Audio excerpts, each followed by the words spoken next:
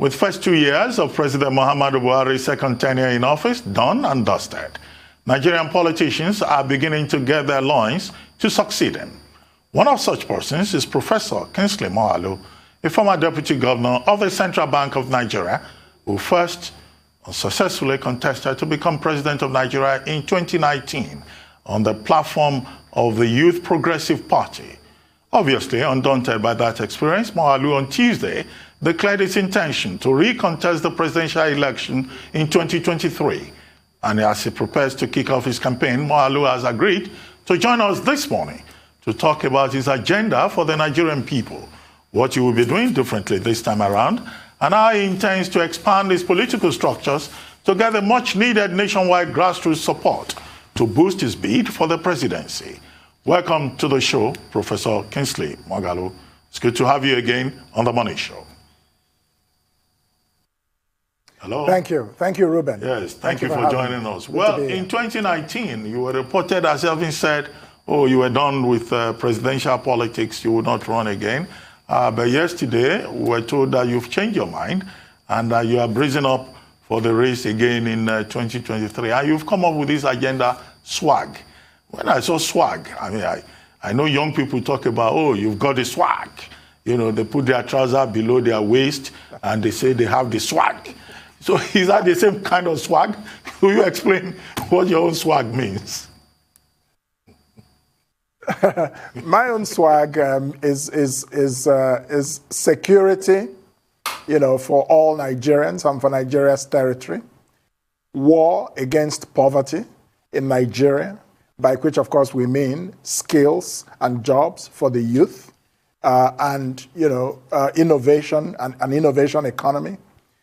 Then we also mean accelerated education and healthcare reform, and then good governance, which means inclusive governance, transparent governance, accountable governance, and effective governance. So when you look at security, the war against poverty, accelerated development, and good governance, you have SWAG 2023 agenda.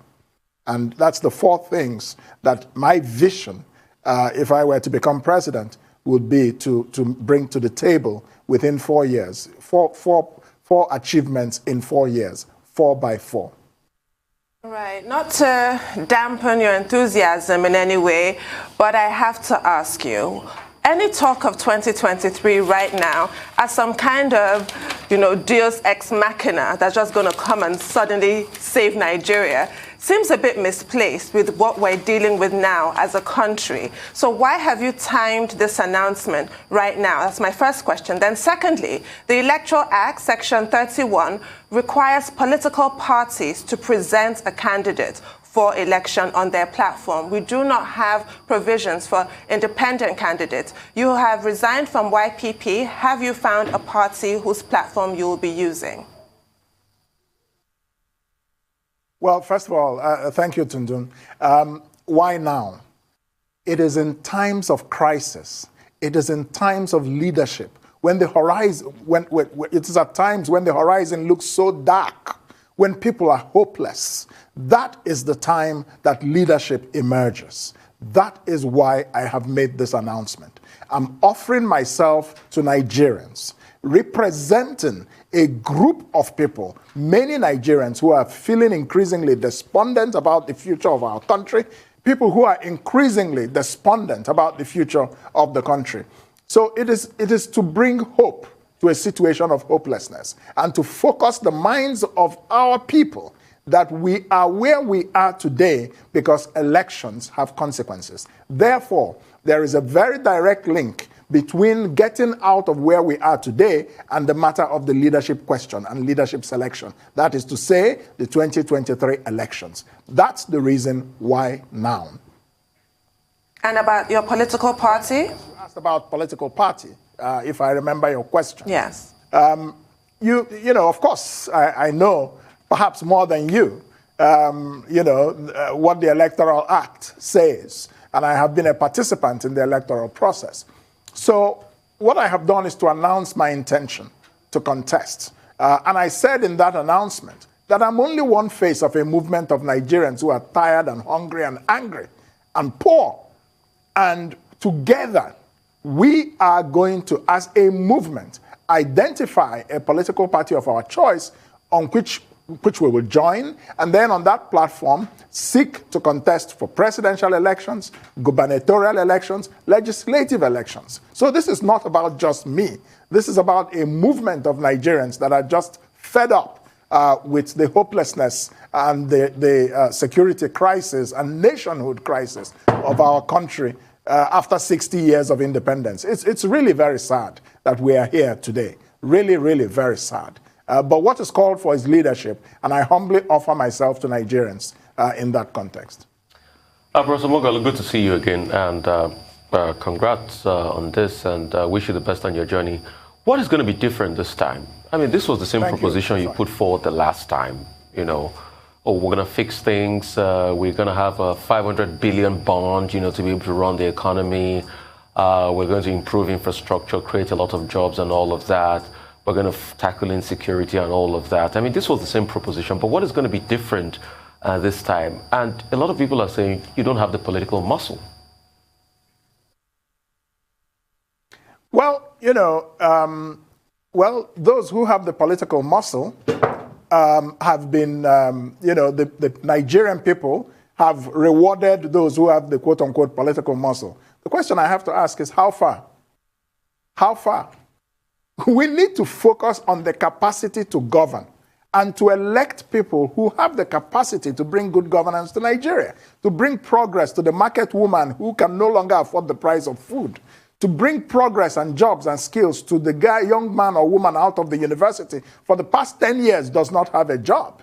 These are the things that really matter. So between 2019 and now, the deterioration of our country is just unbelievable. That's one of the things that is different between 2019 and 2021. Many people have begun to wake up, and they have realized that elections have serious consequences. We need to begin to focus more on individuals, not just party machines. If you like a candidate, then you vote for the party that is presenting that candidate. You must put the individual first. If you put the party first, then it means that if the party proposes a chimpanzee to you, you will vote for it because it is maybe the APC. If it proposes a donkey, you will vote for it because maybe it's the PDP. Sorry, that doesn't work. So what we have is we have politics, but no governance. And that's just not the right way to go. Now, what is different? We will learn from the lessons of the last experience. Don't forget that the current president contested for the presidency 4 times, won only on the 4th attempt. So the fact that I did not win in 2019, it's not, it's a journey. And I am consistent in my vision.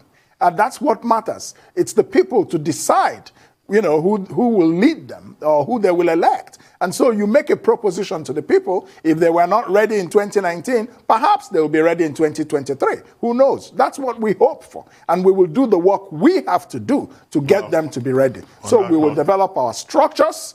Yeah. We'll develop our structures very strongly.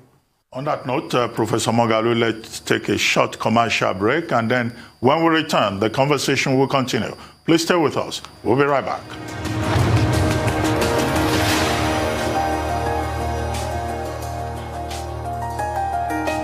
Welcome back to the morning show here on the Arise News channel. Our guest is still Professor Kingsley Moghalu, former Deputy Governor of the Central Bank of Nigeria, former presidential candidate on the platform of the YPP, and now he has declared his intention to lead Nigeria again to run for the presidential slot in 2023. Well, Professor Moghalu, thank you for staying with us. 2 quick issues I'd like you to help us address. May 29, it was 22 years after Nigeria's return to civilian rule. It was also 6 years after the emergence of the Buhari administration, the Buhari presidency in 2015. The presidency has been jubilating. The Minister of Information says Nigerians have never had it better, and that this is the best president that Nigerians have ever seen. The presidential spokesman says more or less the same thing in a 45-page document.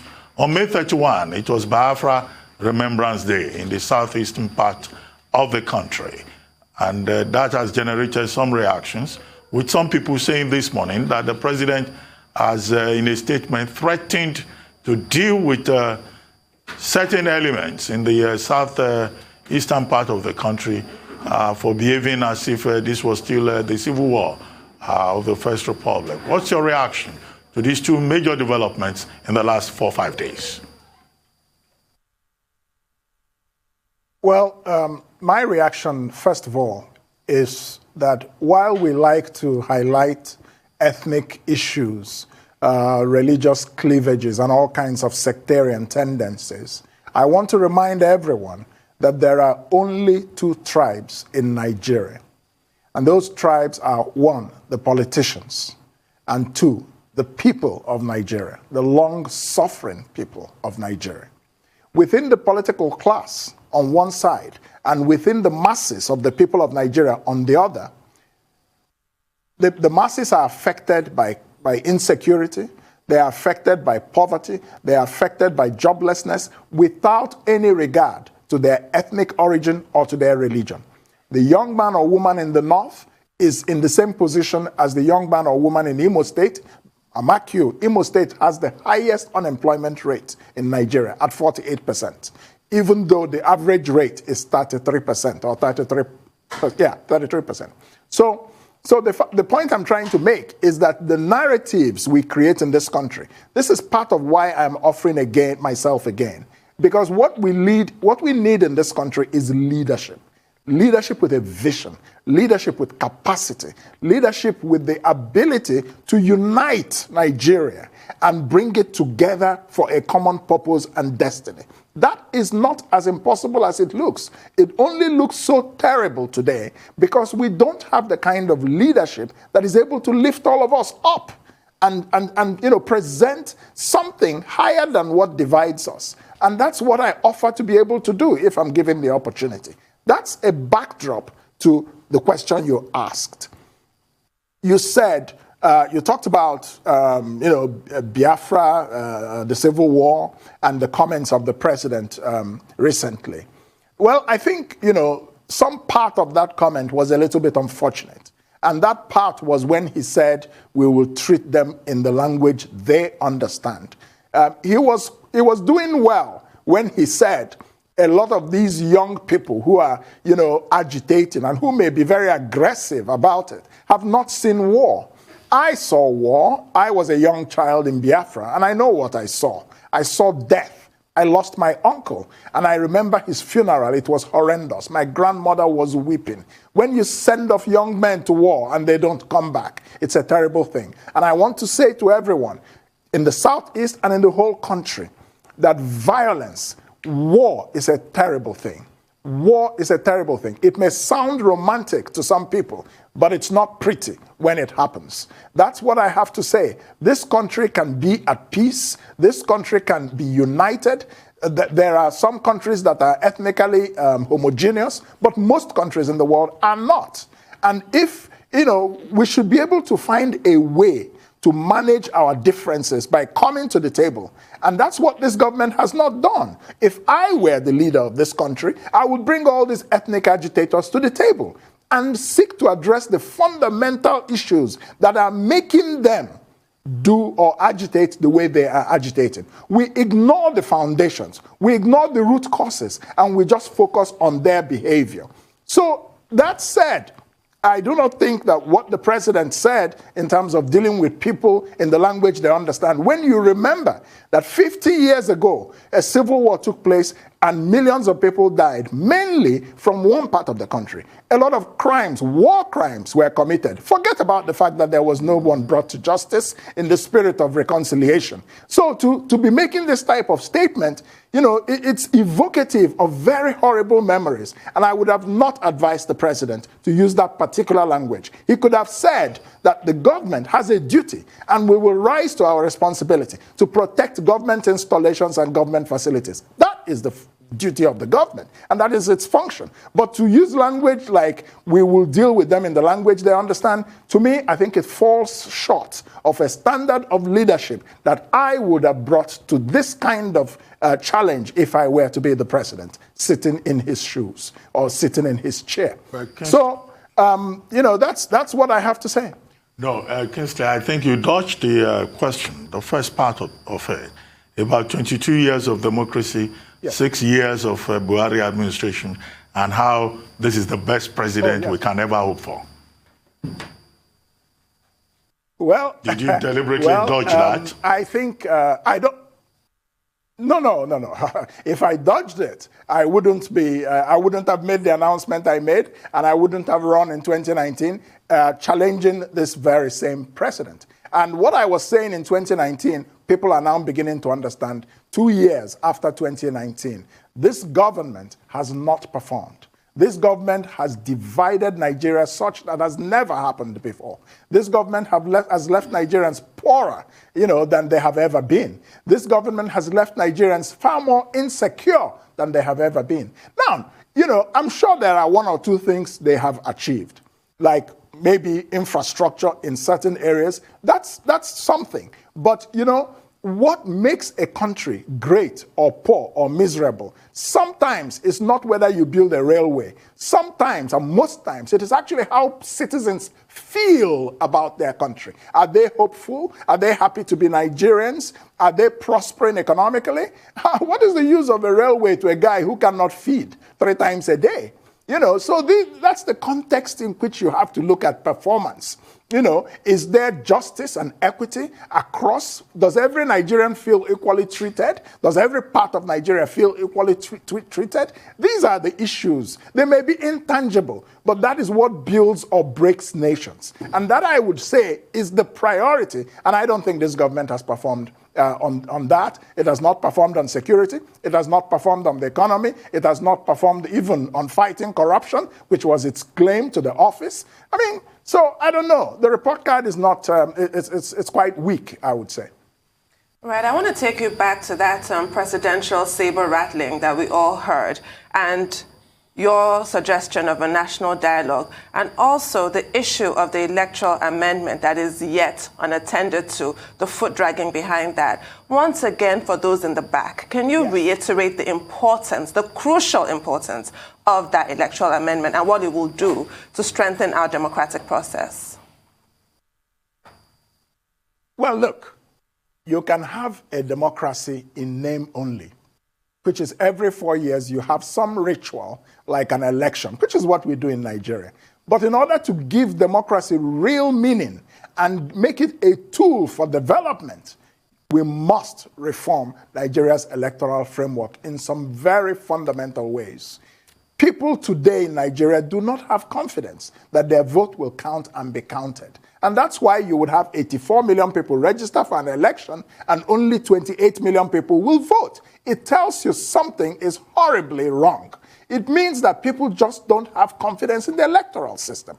And the reason is because they were worried about rigging. They are worried about their security with violence at voting stations. They are worried that democracy, which means the will of the people, government for the people, of the people, and by the people, in Nigeria has become government for the politicians, of the politicians, by the politicians. And so the people of Nigeria are totally disempowered. What does that mean? That democracy is not, in practice, what it should be. And that's why the electoral reform is very important, so that votes can be transparently counted, electronic transmission of votes from INEC polling stations at the very minimum. We need we need a diaspora voting by our citizens who live abroad. They should be able to register and vote wherever they live. Many countries do it. Even Ghana does it. So there's a long way to go. And if that electoral amendment, I have been a major advocate for it through the civil society organization I founded to build a nation, along with other civil society organization partners. We have been campaigning for electoral reform. That's what will make this country move forward. And I think that if they do not do this, we're hoping to have it by the end of June, but if we see foot dragging, if we see resistance, I think then you will know that the guardians of the status quo are up to something very fishy and very funny. And I think the citizens should respond. Okay. I just have to tell you this, Professor Kingsley Moghalu, that we have 2 minutes to a break, so just bear that in mind. You know, we'll take a break in 2 minutes' time. Real quickly, I want to know your take on restructuring. A lot of people, Professor Issa Sage said, let's go back to 1963 Constitution. If you're elected president, would you restructure? One. Secondly, is 1963 Constitution the way to go back to now? And what would probably be your take on this constitutional review process that just concluded? But please bear in mind 2 minutes, sir. We'll go on a break. Sure. Nigeria has no real future without a fundamental restructuring of this country to return it to a truly federal state, such as we had before the Civil War. In fact, before the military coup of 1966. So I do believe in restructuring, and that is one of the reasons that I said I am announcing my interest in running for office in 2023, because as the president of Nigeria, I have the will, the political will, and I have the capacity to initiate the process of constitutional restructuring, which is mainly a legislative function and also involving the citizens of Nigeria who were not involved in the 1999 Constitution. So I believe there should be a new constitution for Nigeria agreed by the people of Nigeria. That's the way I look at it. So the constitutional review process, we've had several for many years, but none of them has seen the light of day. We should be asking ourselves why. So maybe, you know, I don't think panel beating the 1999 Constitution is the answer. I think Nigerians need to create a framework for all of us as a nation where everyone can prosper and feel okay. Well, Professor Kingsley Moghalu, you must have been a debater in your secondary school days because you managed to keep to the time before the timekeeper, you know, stepped in. But thank you very much. We wish you all the best. I actually was a debater, yeah. Aha, okay, you should. You were mindful of the timekeeper. Thank you very much for joining us. We wish you all the best. That's why I won the presidential debate in 2019, and some people ran away from it. Yeah, thank you very much.